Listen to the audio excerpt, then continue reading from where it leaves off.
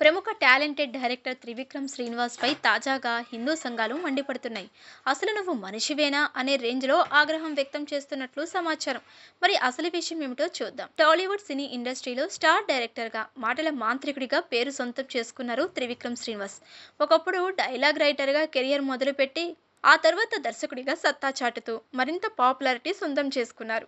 ఇండస్ట్రీలోకి రాకముందు న్యూక్లియర్ ఫిజిక్స్లో ఎంఎస్సీ పూర్తి చేసి గోల్డ్ మెడల్ సాధించిన ఈయన కొంతకాలం ఉపాధ్యాయుడిగా పనిచేశారు.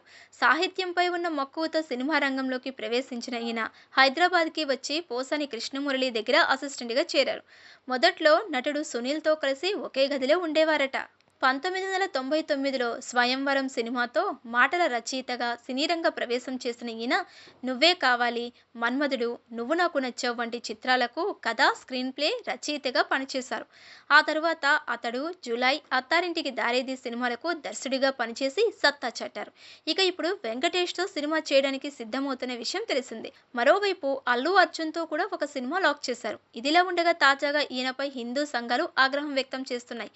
అసలు విషయంలో వెళితే త్రివిక్రమ్ శ్రీనివాస్ దర్శకత్వంలో హారిక అండ్ హాసిని క్రియేషన్ పతాకంపై ఎస్ రాధాకృష్ణ 2012లో నిర్మించిన చిత్రం జూలై.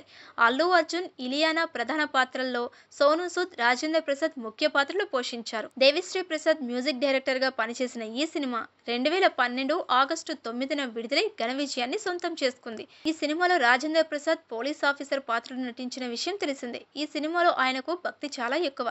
తన పూజ గదిలో అన్ని మతాలకు సంబంధించిన ఫోటోలను పెట్టి పూజిస్తూ ఉంటాడు. అయితే ఈ విషయాన్ని సినిమా విడుదల సమయంలో ఎవరూ గుర్తించలేదు. కానీ తాజాగా ఒక ఎక్స్ జూయర్ జూలై సినిమా చూస్తూ ఈ విషయాన్ని ఐడెంటిఫై చేసి తన పోస్ట్లో షేర్ చేశారు.